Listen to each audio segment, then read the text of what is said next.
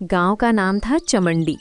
चारों ओर फैले हरे भरे खेत, पास बहती छोटी सी नदी और मिट्टी की सौंधी खुशबू से भरा ये गांव अपनी सादगी और मेहनतकश लोगों के लिए जाना जाता था। गांव के बीचों बीच एक पुराना पीपल का पेड़ था, जिसके नीचे हर शाम चौपाल लगती थी। यहीं गांव वाले अपने सुख दुख साझा करते, झगड़े सुलझाते और यहीं से गांव की हर छोटी बड़ी खबर फैलती थी। चमंडी में रहता था अमरेश, एक सीधा साधा किसान। उसके पास 3 बीघा जमीन, एक कच्चा मकान और एक दुधारू गाय थी। गाय का नाम था राधा। सफेद रंग की, बड़ी बड़ी शांत आंखों वाली और इतनी दूध देने वाली कि अमरेश का पूरा परिवार उसी पर निर्भर था। अमरेश की जिंदगी बेहद सादी थी। सुबह खेतों में मेहनत, दोपहर को राधा की देखभाल और शाम को अपनी पत्नी कमला और 2 बच्चों सोनू और गुड़िया के साथ समय बिताना। राधा का दूध सिर्फ उनके घर तक सीमित नहीं था। गांव के कुछ गरीब बच्चों को अमरेश रोज थोड़ा दूध मुफ्त दे देता था। कमला, देखो राधा ने आज फिर कितना दूध दिया है।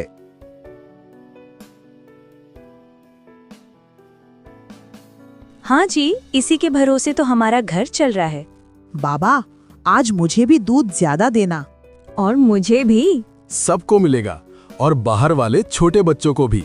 अमरेश का मानना था, गाय का दूध सिर्फ शरीर नहीं, इंसानियत को भी ताकत देता है। लेकिन ये कहानी सिर्फ राधा के दूध की नहीं थी। ये कहानी थी लालच, भरोसे और गांव की एकता की। एक दिन चमंडी गांव में खबर फैल गई कि शहर से एक बड़ा व्यापारी आया है। नाम था सेठ बृजमोहन। वो गांव-गांव घूमकर अच्छी नस्ल की गाय खरीदता था। उसकी नज़र जैसे ही राधा पर पड़ी, वो समझ गया यही गाय उसे बड़ा मुनाफा दिला सकती है। वो सीधे अमरेश के घर पहुंचा। राम राम अमरेश, तुम्हारी गाय तो कमाल की है, बेच दो मुझे। नहीं सेठ जी, राधा हमारे परिवार का हिस्सा है। 800 रुपए दूंगा। 800 रुपए अमरेश के लिए बहुत बड़ी रकम थी, लेकिन उसने कहा, पैसे से सब कुछ नहीं खरीदा जा सकता। सेठ ने लालच दिया। पक्का घर, बच्चों की पढ़ाई, नई जिंदगी। अमरेश का मन डगमगाया, लेकिन कमला ने साफ कहा, राधा चली गई तो सब चला जाएगा, मना कर दो। ठीक है, नहीं बेचेंगे। अमरेश ने गाय बेचने से इनकार कर दिया। लेकिन गांव में दबाव बढ़ने लगा।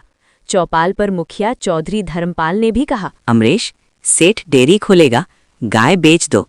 चौधरी जी, फायदा उसका होगा, गांव का नहीं। ज्यादा समझदार मत बनो। बस यहीं से मुसीबत शुरू हो गई। खेत का पानी रोका जाने लगा, फसल को नुकसान होने लगा। फिर एक दिन सोनू बीमार पड़ गया। डॉक्टर ने कहा, दूध, दवा और पौष्टिक भोजन जरूरी है। पैसे नहीं थे। मजबूर होकर अमरेश सेठ के पास गया।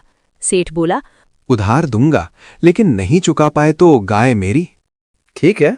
अमरेश ने मजबूरी में मान लिया। कर्ज बढ़ता गया। उधर सेठ ने गांव में सस्ता दूध बेचना शुरू कर दिया। अमरेश की कमाई खत्म होने लगी। तभी गांव में मेला लगा। एक संत आए। अमरेश ने अपनी पूरी कहानी सुनाई। संत बोले, क्या परेशानी है बेटा? सेठ सब छीनना चाहता है। जब गांव टूटता है, लालच जीतता है। जब गांव जुड़ता है, सच्चाई जीतती है। अमरेश ने चौपाल पर सबको बुलाया। आज मेरी गाय जाएगी, कल तुम्हारी जमीन। अगर हम नहीं जागे तो सब बिक जाएगा। धीरे धीरे गांव जाग गया। हम तुम्हारे साथ हैं। लोगों ने सेठ का दूध खरीदना बंद कर दिया। सबने मिलकर अमरेश का कर्ज चुकाने में मदद की। सेठ धमकाने आया, कर्ज चुकाओ, नहीं तो गाय मेरी। लेकिन अब पूरा गांव साथ अब अमरेश अकेला नहीं है। था। चौधरी ने भी साथ छोड़ दिया। आखिरकार सेठ, अब तुम यहाँ नहीं रह सकते। सेठ चमंडी गांव छोड़कर भाग गया। तुम सब पछताओगे, गांव नहीं बिकेगा।